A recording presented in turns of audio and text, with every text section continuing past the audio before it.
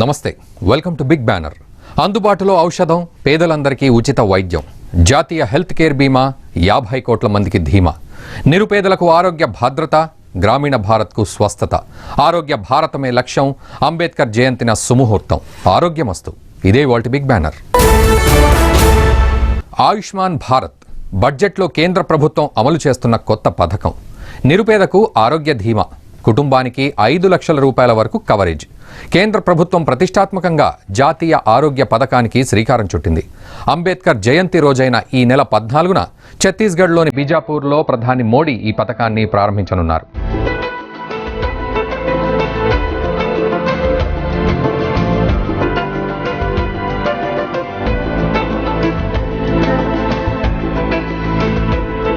నిరుపేదల పాలిట ఆరోగ్య ప్రదాయిని, అనారోగ్యానికి స్వస్తి చెప్పే పథకం.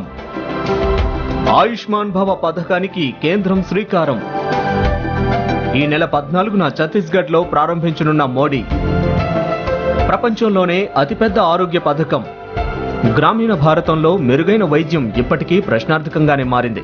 వైద్యం అత్యంత ఖరీదైన వ్యవహారంగా మారిన ప్రస్తుత పరిస్థితుల్లో అత్యవసర చికిత్సలు నిరుపేదలకు అందని ద్రాక్ష పండే అవుతోంది. ప్రస్తుతం ఆరోగ్య సమస్యలతో ఆసుపత్రుల్లో చేరుతున్న లక్షలాది మంది పేదలు వైద్య సేవలకు డబ్బు లేక తమ ఆస్తులు అమ్ముకుంటున్నారు. రాను రాను వైద్య ఖర్చులు బాగా పెరిగిపోవడం, వ్యాధులు కూడా విస్తరిస్తూ ఉండడంతో ఏదైనా పెద్ద అనారోగ్యం చేస్తే వైద్య ఖర్చులు భరించలేక పేద దిగువ మధ్యతరగతి కుటుంబాలు అల్లాడిపోతున్నాయి. ఈ పరిస్థితిని గమనించిన ప్రభుత్వం పేదల ఆరోగ్యానికి భద్రత కల్పించే సదుద్దేశంతో ఆయుష్మాన్ భవ పథకానికి శ్రీకారం చుట్టింది. ఈ పథకం గ్రామీణ నిరుపేదలకు నిజంగానే పెద్ద ఊరట కానుంది.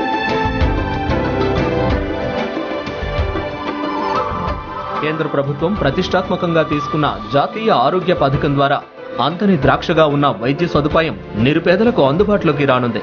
కేంద్ర బడ్జెట్లో ప్రతిపాదించిన ఆయుష్మాన్ భవ పథకం ఇందుకు మార్గం సుగమం చేస్తోంది. ప్రస్తుతం అమల్లో ఉన్న రాష్ట్రీయ స్వస్థ బీమా యోజన ద్వారా పేదల్లో ఒక్కో కుటుంబానికి కేవలం 30,000 రూపాయలు మాత్రమే కేటాయిస్తున్నారు.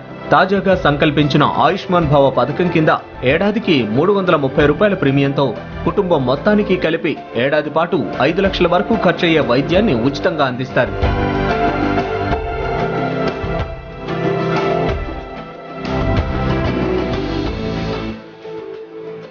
మోదీ ప్రభుత్వం బడ్జెట్లో ప్రకటించిన ఆయుష్మాన్ భారత్ పథకం ఈ నెల 14వ తేదీన ప్రారంభం కానుంది. ఛత్తీస్గఢ్ రాష్ట్రంలోని బీజాపూర్ జిల్లాలో ప్రధాని మోదీ దీన్ని ప్రారంభించనున్నారు.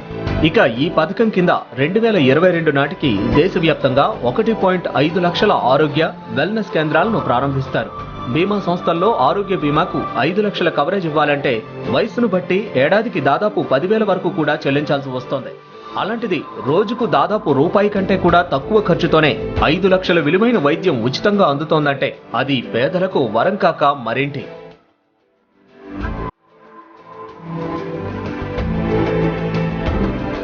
ఆరోగ్య రంగంలో విప్లవాత్మకమైనదిగా భావిస్తున్న ఆయుష్మాన్ భారత్ ప్రపంచంలోనే అతిపెద్ద వైద్య పథకం.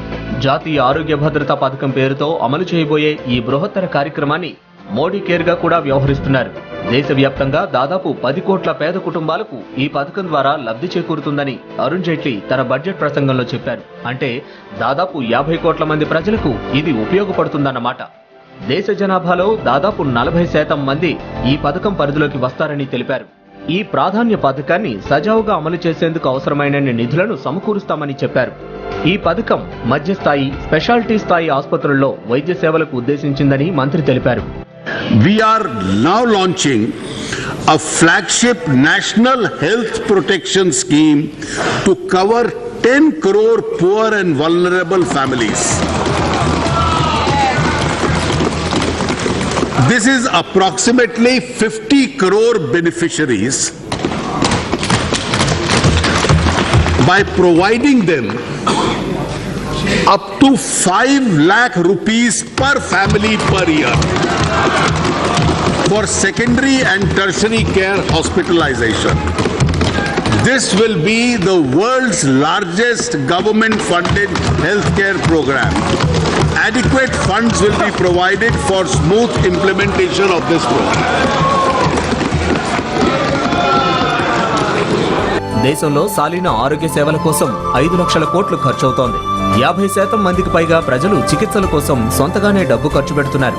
ప్రపంచంలో ఇంత పెద్ద స్థాయిలో ప్రజలు ఎక్కడా ఆరోగ్య సేవల కోసం ఖర్చు చేయడం లేదు. ఈ పరిస్థితి నుంచి ప్రజలను రక్షించడానికి కేంద్ర ప్రభుత్వం ఆరోగ్య భద్రత పథకాన్ని తీసుకొస్తోంది. ప్రభుత్వ వైద్య రంగాన్ని బలోపేతం చేయడం ఇప్పట్లో సాధ్యమయ్యే పని కాదని గ్రహించిన కేంద్రం వైద్య బీమా వైపు మొగ్గు చూపుతోంది. ఆయుష్మాన్ భవ పథకంలో భాగంగా భారతదేశంలో కేవలం 330 రూపాయలు ప్రీమియం చెల్లిస్తే సరిపోతుంది. కానీ అమెరికాలో ప్రస్తుతం వైద్య బీమాకు ప్రజలు 84,000 రూపాయల వరకు చెల్లించాల్సి వస్తోంది. అక్కడ మొత్తం దాదాపు 3,80,00,000 మంది మాత్రమే వైద్య బీమా పొందుతున్నారు. మరోవైపు క్షయ వ్యాధిగ్రస్తులకు పౌష్టికాహారం అందించేందుకు ప్రభుత్వం ప్రత్యేకంగా 600 కోట్లు కేటాయించింది. ఈ నిధుల్లోంచి క్షయకు చికిత్స పొందుతున్నంత కాలం ఆహార ఖర్చుల కింద ఒక్కో రోగికి నెలకు 500 రూపాయలు చొప్పున ఇస్తారు. ఆయుష్మాన్ భారత్ కార్యక్రమం కింద ప్రతి పౌరుడికి వైద్యాన్ని మరింత చేరువ చేసేందుకు వెల్నెస్ సెంటర్లు ఏర్పాటు చేస్తున్నారు. దీనికోసం 1,200 కోట్లను కేటాయించారు. ప్రతి 3 పార్లమెంటరీ నియోజకవర్గాలకు ఒక వైద్య కళాశాలను ఏర్పాటు చేయనున్నారు. అలాగే ప్రతి రాష్ట్రంలో కనీసం ఒక ప్రభుత్వ వైద్య కళాశాల ఏర్పాటు చేస్తారు. జీవన ప్రమాణాల పెంపునకు పైలట్ ప్రాజెక్టు కింద 116 జిల్లాలను ఎంపిక చేయనున్నారు. ఇప్పటికే ఉన్న జిల్లా ఆసుపత్రులను మెడికల్ కాలేజీలుగా అభివృద్ధి చేస్తారు. 3 పార్లమెంట్ నియోజకవర్గాల పరిధిలో ఒక ప్రభుత్వ ఆసుపత్రి ఉండేలా చర్యలు చేపట్టనున్నారు. దేశవ్యాప్తంగా 24 గవర్నమెంట్ మెడికల్ కాలేజీలు, ఆసుపత్రులను ఏర్పాటు చేస్తారు.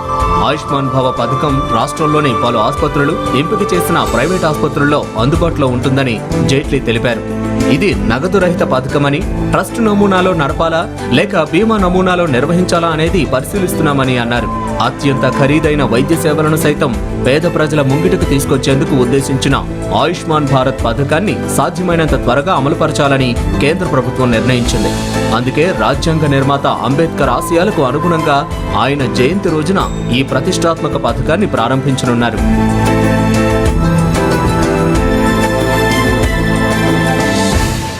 బిగ్ బ్యానర్లో షార్ట్ బ్రేక్ తీసుకుందాం. Stay tune to Bharat today. ఆరోగ్యమే మహాభాగ్యం అన్నారు పెద్దలు. అందుకే కేంద్ర ప్రభుత్వం ఆరోగ్యానికి పెద్దపీట వేస్తోంది. ఇప్పుడు ఆయుష్మాన్ భారత్ పథకం ద్వారా నిరుపేదలకు అండగా నిలవనుంది. అయితే ఈ జాతీయ పథకంలో చేరాలంటే నిబంధనలు ఏంటి? కేంద్ర ప్రభుత్వం ఈ పథకానికి నిధులు ఎలా సమకూరుస్తుంది? పథకం అమలు బాధ్యత ఎవరిది?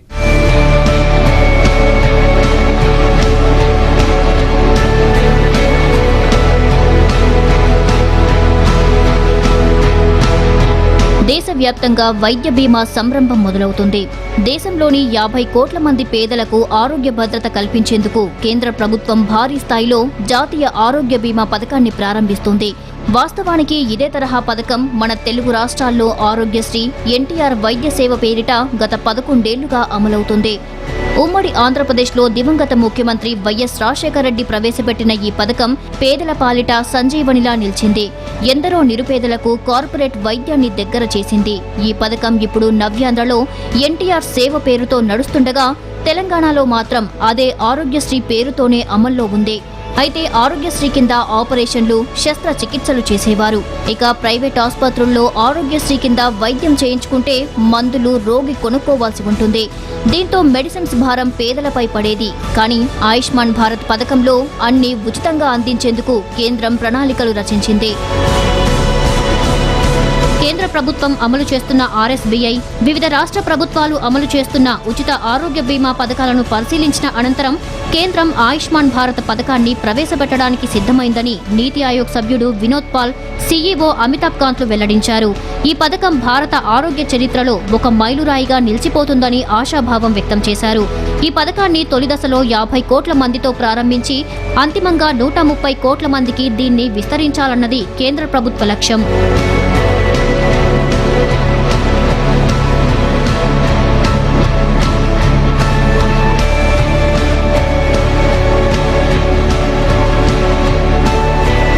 అత్యంత ఖరీదైన వైద్య సేవలను సైతం పేద ప్రజల ముంగిటకు తీసుకొచ్చేందుకు ఉద్దేశించిన ఆయుష్మాన్ భారత్ పథకాన్ని సాధ్యమైనంత త్వరగా అమలుపరచాలని కేంద్ర ప్రభుత్వం నిర్ణయించింది.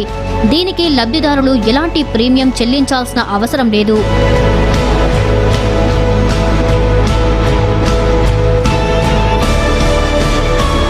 2011 నాటి సామాజిక ఆర్థిక కులజనాభా గణన ఆధారంగా అర్హులను ఎంపిక చేస్తారు. ఈ గణనలో దారిద్ర్య రేఖకు దిగువన ఉన్న వారి వివరాలు పక్కాగా ఉన్నాయన్న ఉద్దేశంతో కేంద్ర ప్రభుత్వం ఈ పథకం అమలుకు ఆ సమాచారాన్ని ప్రామాణికంగా తీసుకోవాలని నిర్ణయించింది.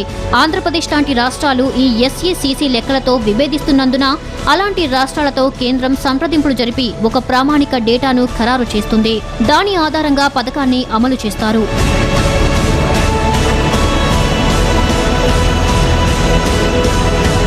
ఆయుష్మాన్ భారత్ కింద ప్రతి కుటుంబానికి 5 లక్షల వార్షిక వైద్య ఖర్చులు చెల్లిస్తారు. కుటుంబ సభ్యుల గరిష్ట సంఖ్యపై పరిమితి లేదు. ఎంతమంది అయినా ఉండొచ్చు. కుటుంబం మొత్తానికి 5 లక్షలైనా లేదంటే ఒకే వ్యక్తికి 5 లక్షలైనా ఉపయోగించుకోవచ్చు. కేంద్ర రాష్ట్ర ప్రభుత్వాలు 60 నుంచి 40 నిష్పత్తిలో ఆ మొత్తాన్ని సమకూరుస్తాయి. ప్రత్యేక హోదా ఉన్న రాష్ట్రాలకు ఈ వాటా 90 నుంచి 10 నిష్పత్తిలో ఉంటుంది.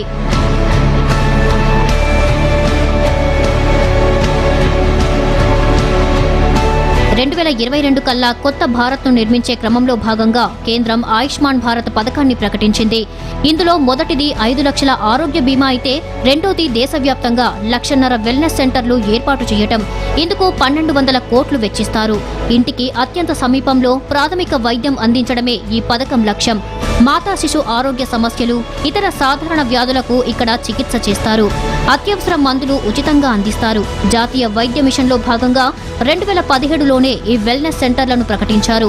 వెల్నెస్ సెంటర్లలో భారీ ఎత్తున మహిళలకు ఉద్యోగ అవకాశాలు లభిస్తాయి. ఇందులో ప్రైవేట్ సంస్థలు సామాజిక బాధ్యత కింద నిధులు చెల్లిస్తాయి. ఆయుష్మాన్ భారత్ పథకానికి నిధులు సేకరించడం కోసం ఆదాయ పన్ను మీద 1% అదనపు సెస్సు వసూలు చేయనున్నారు. ఈ విధంగా 11,000 కోట్లు వసూలవుతాయని భావిస్తున్నారు. ఇప్పటికే ఆదాయ పన్ను మీద 3% విద్యా సెస్సు ఉంది. రెండూ కలిపి 4% విద్య, ఆరోగ్య సెస్సును వసూలు చేయనున్నారు. ఆయుష్మాన్ భారత్ పథకం పట్ల దేశంలోని కార్పొరేట్ కంపెనీలు, ఆసుపత్రులు హర్షం వ్యక్తం చేశాయి. బిగ్ బ్యానర్లో మరో షార్ట్ బ్రేక్ తీసుకుందాం. Stay tune to Bharat.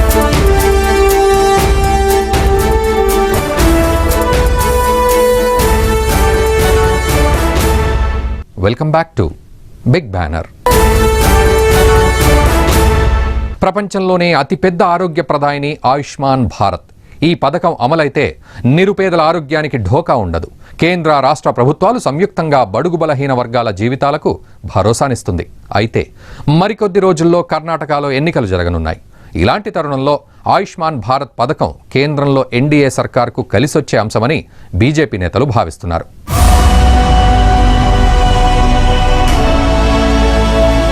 రెక్కాడితే కాని డొక్కాడని నిరుపేదలకు ఈ రోజుల్లో వైద్య సేవలు అందని ద్రాక్షలా మారాయి. రోజంతా కష్టపడితే వచ్చిన కూలీతో కడుపు నిండా తిండి దొరికే పరిస్థితి లేదు. ఇలాంటి సమయంలో అనారోగ్యానికి గురైతే మరణమే తప్ప వారికి మరో దారి లేని దుస్థితి. లక్షలు పోసి శస్త్రచికిత్సలు చేయించుకోలేరు. వేలకు వేలు ఇచ్చి మందులు కొనుక్కోలేరు. అందుకే ఏదైనా వ్యాధి వస్తే ప్రాణాలు విడవటం తప్ప మరో శరణ్యం లేదు. ఈ పరిస్థితుల నుంచి దేశాన్ని గట్టెక్కించడానికి కేంద్ర ప్రభుత్వం ఆయుష్మాన్ భవ పథకానికి శ్రీకారం చుట్టింది. అత్యంత ఖరీదైన వైద్య సేవలను సైతం పేద ప్రజల ముంగిటకు తీసుకొచ్చేందుకు ఉద్దేశించిన ఆయుష్మాన్ భారత్ పథకాన్ని సాధ్యమైనంత త్వరగా దేశవ్యాప్తంగా విస్తరించాలని కేంద్ర ప్రభుత్వం నిర్ణయించింది. కొత్త బడ్జెట్లో ప్రకటించిన ఈ పథకం పకడ్బందీ కార్యాచరణకు అవసరమైన కసరత్తును తొలుత జూన్ కల్లా పూర్తి చేయాలనుకున్నారు. కానీ ఏప్రిల్లోనే ప్రారంభించేస్తున్నారు.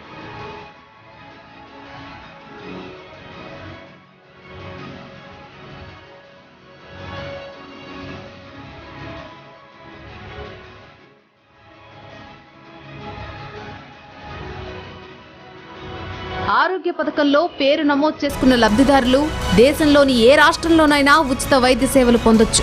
ఆంధ్రప్రదేశ్ వారు తెలంగాణలో, తెలంగాణ వారు ఆంధ్రప్రదేశ్లో, లేదంటే సరిహద్దు రాష్ట్రాలైన మహారాష్ట్ర, కర్ణాటక, ఒడిశా, తమిళనాడులో ఎక్కడైనా పథకం పరిధిలో ఉన్న ఆసుపత్రుల్లో 5 లక్షల వరకు ఉచిత వైద్య సేవలు పొందొచ్చు. మొబైల్ ఫోన్లకు నెంబర్ పోర్టబిలిటీ ఉన్నట్లుగానే ఈ సేవలకు రాష్ట్ర పోర్టబిలిటీ ఉంటుంది. ఒక రాష్ట్రంలో చిరునామా ఉన్న వ్యక్తి పని మీద దేశంలో ఏదైనా ప్రాంతానికి వెళ్లి అనారోగ్యానికి గురైతే అక్కడే వైద్య సేవలు పొందే వెసులుబాటు కల్పిస్తున్నారు. అందుకయ్యే ఖర్చును అతని సొంత రాష్ట్రం చెల్లిస్తుంది. ఈ పథకంతో ఆధార్ను అనుసంధానం చేస్తున్నా దాన్ని తప్పనిసరి చేయడం లేదు.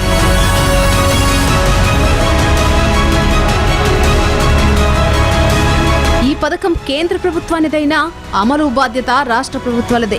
ఈ పథకాన్ని బీమా కంపెనీ ద్వారా కానీ ట్రస్ట్ విధానంలో కానీ అమలు చేసే స్వేచ్ఛ రాష్ట్ర ప్రభుత్వాలకి ఉంటుంది. తెలుగు రాష్ట్రాల్లో ఈ తరహా పథకాన్ని ట్రస్ట్ ద్వారా అమలు చేస్తున్నారు. దాన్ని అలాగే కొనసాగించవచ్చు. దేశంలోని కొన్ని రాష్ట్రాలు 2 లక్షలు, మరికొన్ని 3 లక్షల వరకు బీమా కల్పిస్తున్నాయి. 5 లక్షల ప్రయోజనం కల్పించడం దేశంలో ఇదే మొదటిసారి. అన్ని రకాల తీవ్రమైన వ్యాధులు, ప్రమాదం, అత్యవసర సేవలను దీని కిందకు తెస్తారు. అన్ని రకాల చికిత్సలకు ప్రభుత్వం ముందస్తుగానే ప్రామాణిక ధరలు నిర్ణయిస్తుంది. అన్ని రకాల మాధ్యమిక, సూపర్ స్పెషాలిటీ వైద్యం అందించే ప్రభుత్వ, ప్రైవేటు ఆసుపత్రులకు ఇందులో అవకాశం కల్పిస్తారు. ఈ నెట్వర్క్లో చేరిన ఆసుపత్రులకు అవి అందించే సేవల నాణ్యతను బట్టి శ్రేణులనిస్తారు. నాణ్యతను పెంచుకోవడానికి ప్రభుత్వ ఆసుపత్రులకు ప్రోత్సాహకాలు అందిస్తారు.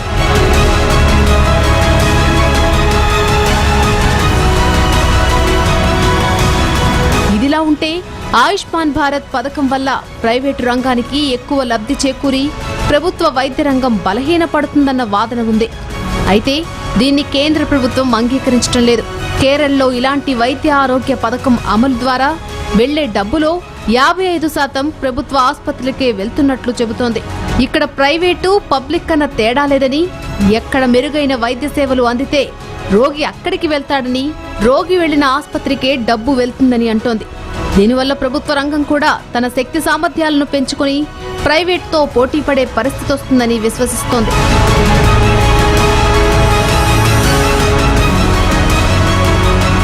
ప్రస్తుతం దేశంలో 300 జనాభా గ్రామీణ ప్రాంతాల్లో ఉన్న 300 డాక్టర్లు మాత్రం పట్టణాల్లోనే ఉంటున్నారు. ఇప్పుడు ఈ పథకం వల్ల రోగులు అధికంగా ఉండే గ్రామీణ ప్రాంతాల్లోకి వైద్య రంగం విస్తరిస్తుందని ప్రభుత్వం చెబుతోంది. ఇక కార్పొరేట్ ఆసుపత్రుల డాక్టర్లు కూడా ఆయుష్మాన్ భవ పథకాన్ని స్వాగతిస్తున్నారు.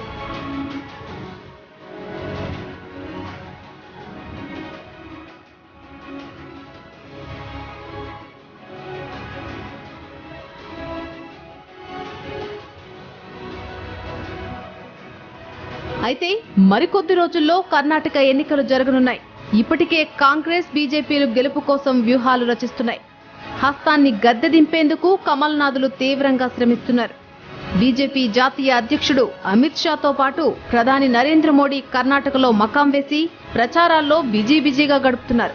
ఇలాంటి తరుణంలో ప్రతిష్టాత్మకమైన ఆయుష్మాన్ భారత్ పథకం ప్రారంభిస్తూ ఉండడం బీజేపీకి కలిసొచ్చే అంశమని రాజకీయ విశ్లేషకులు భావిస్తున్నారు. ఈ పథకం ప్రభావం ఎన్నికలపై ఎంతవరకు ఉంటుందనే దానిపై లెక్కలు వేస్తున్నారు.